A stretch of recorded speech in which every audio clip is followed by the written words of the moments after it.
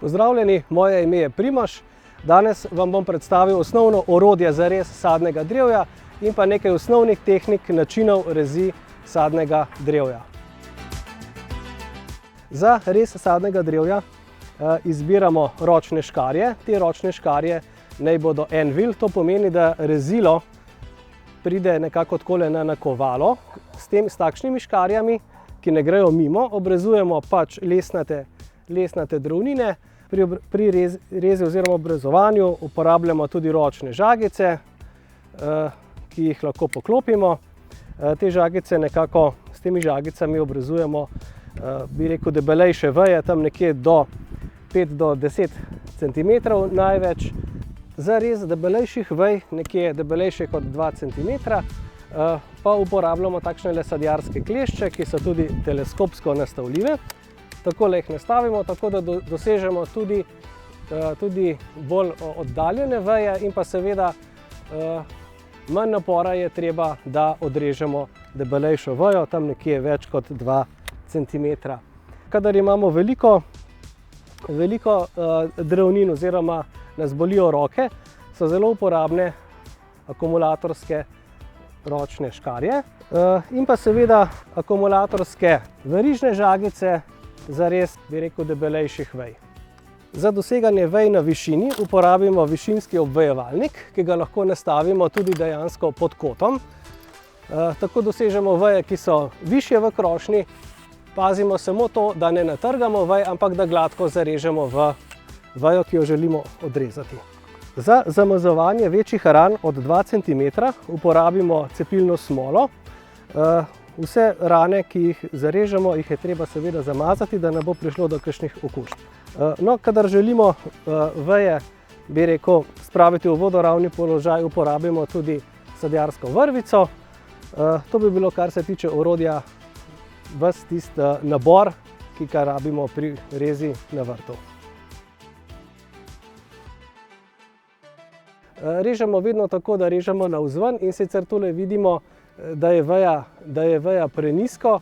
Tale stara veja ima tudi manj cvetnih brstov, zato bomo tole spodrezali, kakor temu rečemo. Tule vidimo kar nekaj cvetnega nastavka. Pri rezi jablane je seveda pomembno, da krošnjo odpiramo. Če želimo kakšne veje pomladiti, lahko izberemo takele navzgor rastoče veje in jih preprosto prepognemo, tako se bodo obdale s cvetnimi brsti.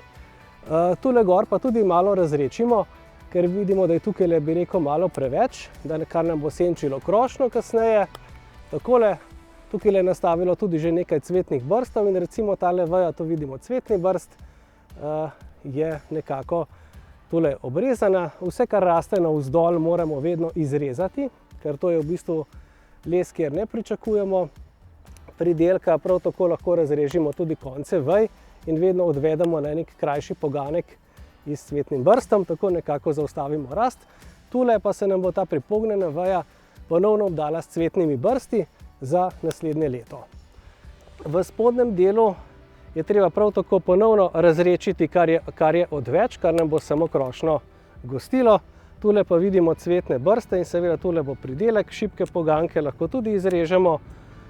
V tem primeru bomo vse samo malo prerečili, tako da spustimo čim več svetlobe znotraj drevesa. Seveda pa cilj je, da imamo čim več takih mladih pogankov, ki se nam bodo obdali s cvetnimi brsti po dolžini veje, prepogibamo ali pa jih privezujemo v vodoravni ali pa rahlo povešujoč položaj. Potem pa na koncu prikrajšamo na ta način, da skrajšamo pogank na en, bi rekel, krajši pogank s cvetnim brstom. Tule pa se bodo obdali s cvetjem in seveda bomo potem lahko obirali plodove. Na isti način obrezujemo celotno krošnjo. Takele poganki vidimo, da imajo veliko starega lesa, načeloma bi jih lahko tudi povsem izrezali, vendar za tako debele poganke uporabljamo sadjarske klešče. Vse te veje, ki rastejo pokonci, izrezujemo. Če pa želimo kasneje karkoli pomladiti, pa samo to vejo upognemo in potem kasneje, recimo čez kakšno leto, bomo izrezali tukaj, ko ta veja ne bo več, bi rekel, rodna, ampak nam bo les zastaral. Vedno se držimo tega pravila, da pomlajujemo drevje čim bližje deblu, se pravi, tukaj imamo kar razvejano drevo. Tako da v takšnem primeru to vejo lahko uporabimo kot nadomestek rodnega lesa za naprej, če jo čisto preprosto zapognemo ali pa sadjarsko vrvico pač privežemo k tej veji. No, kadar želimo pomladiti kakšno vejo, kot je recimo ta veja, ki je praktično popolnoma izgubila rodnost in cvetni nastavek, izberemo en tak mlajši poganek, kot je recimo tale, in preprosto tukaj lahko odžagamo celotno vejo, zato uporabimo sadjarsko žagico. Režemo pač tako, da se nam na koncu ne zalomi. Takole. Pomembno pa je, da vse rane seveda zasmolimo, tak poganek pa nekako spravimo v vodoravno lego. Posebno pozornost posvetimo seveda vrhom dreves, ker vidimo, da nam izraščajo prebujno divjaki oziroma pogovorno divjaki oziroma bohotivke. Te poganke izrezujemo tik pri osnovi in ne puščamo nobenih ščrcljev. Za lažje delo lahko uporabimo tudi akumulatorske škarje. Pomembno je, da krošnjo dobro očistimo teh bohotivk ali vodnih pogankov. Če seveda kje rabimo nov rodni les, lahko, kot sem že prej povedal, takšne poganke tudi pripognemo v vodoravni položaj in nam bodo potem kasneje lahko rodili. Sicer pa takšni poganki senčijo krošnjo, ne rodijo in samo gostijo oziroma onemogočajo razvoj cvetnih brstov po notranjem volumnu krošnje. Če smatramo, da bi radi kakšno vejo tudi pomladili, jo lahko v predpomladanskem času tudi pomladimo. S pomlajevanjem, grubim pomlajevanjem pa seveda ne pretiravamo, ker bolj ko bomo rezali, bujneje bo drevo raslo. Res opravimo v predpomladanskem času, lahko tudi meseca marca pred odganjanjem. Obrezujemo tudi celo leto, opravljamo tudi zeleno ali poletno rez, kjer prav tako izrezujemo preveč bujne takšne vodne poganke in zračimo in pa osvetljujemo krošnjo.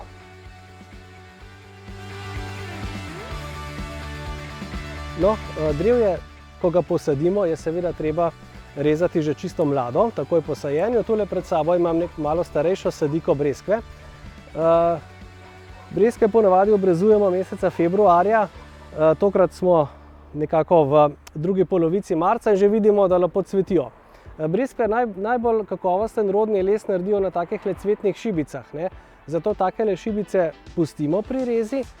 Izrezujemo pa breskev dejansko tiste poganke, ki so starejši. Recimo tukaj vidimo starejši pogank, vendar tega bomo pustili za vrh.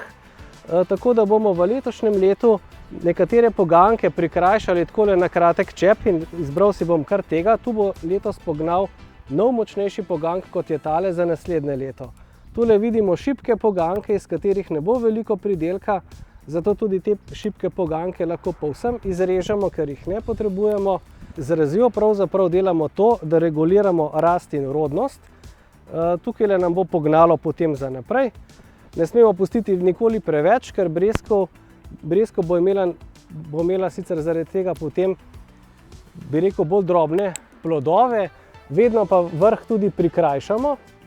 Prikrajšali ga bomo kar takole na en pogank. Pri breskvi velja, da mora biti tako obrezana, da lahko skozi njo vidimo, če se malo pohecam, celo vržemo žogo. Tako da breskvo lahko tudi bolj pokrajšamo, tako bomo dobili samo močne poganke z, bi rekel, kakovostnimi plodovi.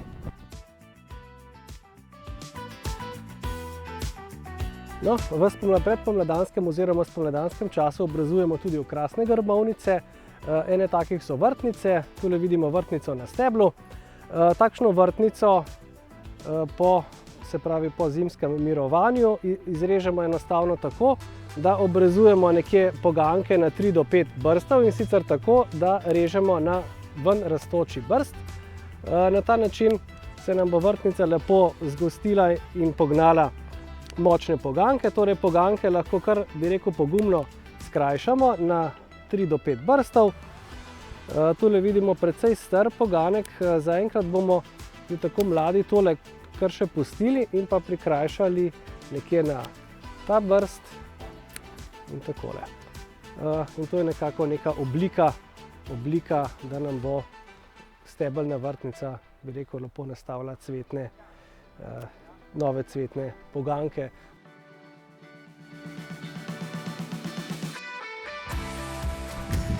No, tudi pri ameriških borovnicah, takoj po sajenju, je zelo pomembno, da izrežemo vse šibko rastoče poganjke, ki izraščajo pri osnovi. Takšne poganjke nam ne bodo dali kakovostnega pridelka, ampak nam bodo samo gostili grm, grm pa bo seveda posledično tudi slabše rasel, ne.